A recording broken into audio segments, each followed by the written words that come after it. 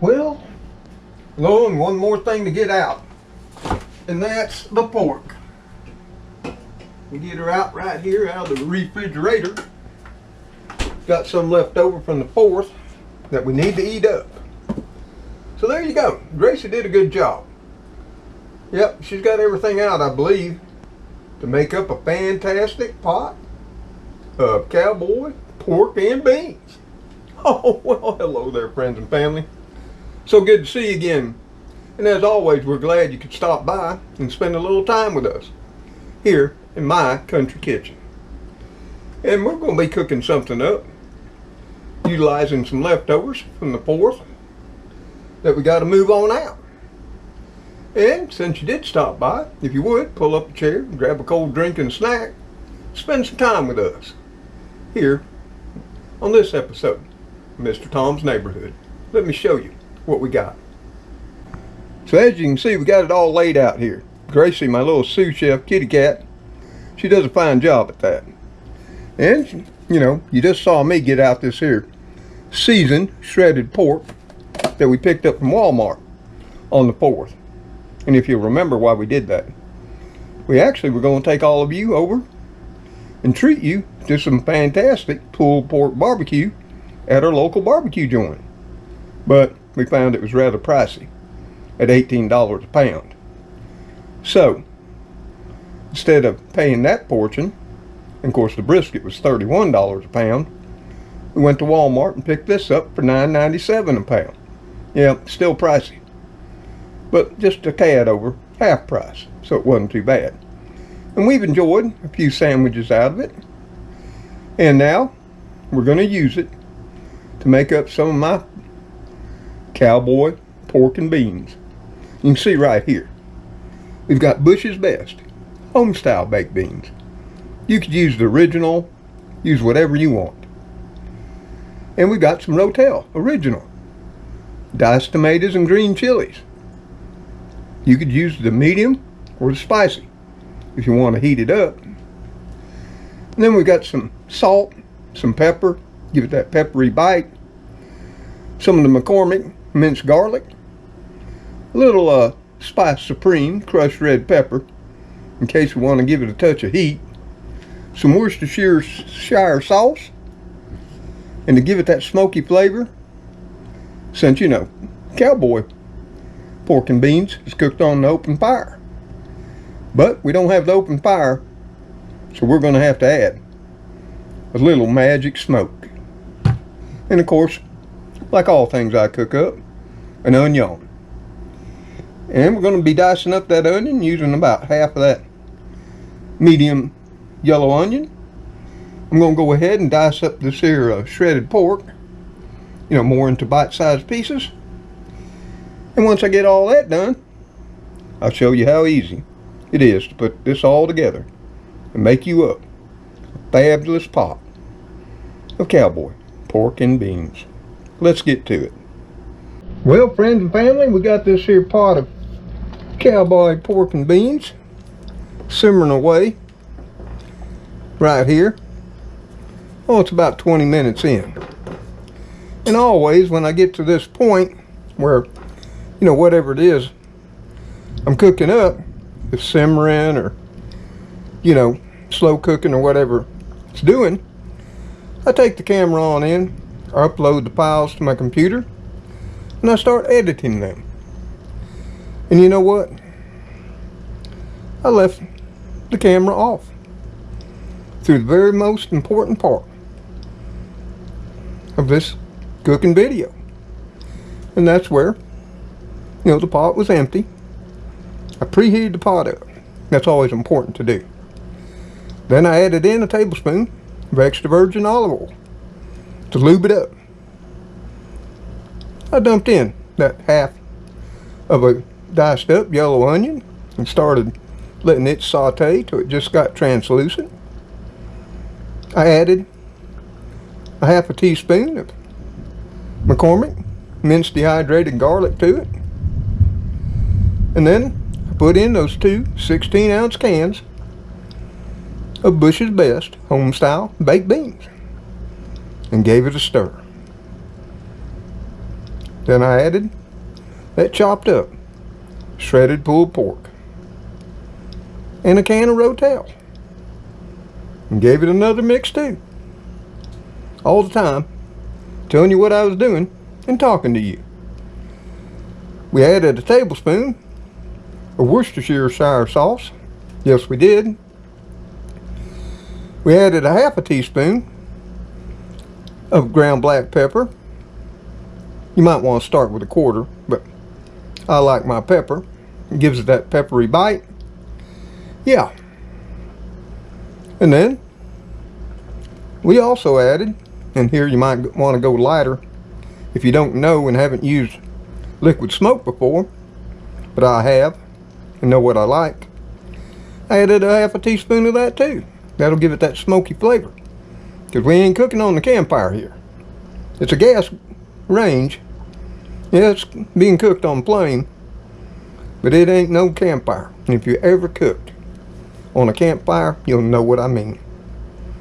Everything seems to be so much better when cooked on an open fire out on the range. Yeah, and then I gave it a little bit of that crushed red pepper. But here again, I forgot something else again. You know, I put the lid on it, told you we was going to let it simmer for an hour, and we'd be back while we all gathered in the living room and had a chat. So what did I forget for the second time tonight? Oh, and can y'all hear the storms outside? Oh yeah. We got big boomers going on outdoors right now. Well, I forgot the bacon again. That I forgot to show you in the beginning of the video. Yeah, I've been quite forgetful here of late. So I went and got it. I'd already chopped it up, and I added it. It was just 6 slices of pre-cooked applewood bacon. You use the kind you prefer. And then I put the lid on it. And once again, I said we're going to let her simmer for an hour. And basically it's all cooked. We're just letting it do a real low simmer to let all those flavors get happy together. And here we are again. Yep. So, I hate to disappoint, but that's how I did it. And there's no way to start over. This is real life. So we'll just continue on from here. You know, y'all, I forgot one thing for the second time tonight. And what was that? The bacon. Yeah, we almost left it out. So what I did was I chopped up 6 slices of pre-cooked bacon. That also is going to give it that smoky bacon flavor. And if you've got some bacon grease, oh, by all means, add that in too. Or when you start your onions, instead of using olive oil or whatever oil you prefer, or butter, could have done that too. Use some bacon grease, and that'll jazz it up. So now, we got the bacon in, and you might have noticed I didn't add no salt. Well, the bacon's got salt. The pulled pork, it's got salt. And something I've learned over time is you can wait till the end to add the salt. Taste it first and see if it needs it. You'll know, because it just won't have that kick, that burst of flavor. Because salt's flavor enhancer, and it brings it out. So yeah, let's put back on that lid and get back to chatting with all of you. Well, y'all, it's been simmering for just a tad over an hour, and it's smelling and looking mighty fine. Now, we got to give it a little taste test, make sure it's all seasoned up just right. So let me get a little bit of it out. Ooh, this is what you want to do. Make sure you chop up your pork, your tomatoes, your onion, and everything is diced up small enough to get a whole bite on your spoon. I mean, anymore now people, carve things up so chunky that, you only get one thing on a spoon. Like one carrot, one piece of potato, one onion. You're never getting a whole spoonful of the dish like you should. Like we have right here. Whew, and this is rather hot. Let me give it a little taste test and see if we need to add anything to it. Hopefully I won't forget this. Nope, y'all are here and you're on.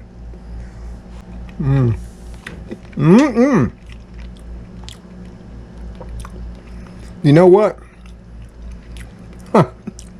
It's just right. I don't need a thing. Still got a little sweetness from those Bush's home-style baked beans.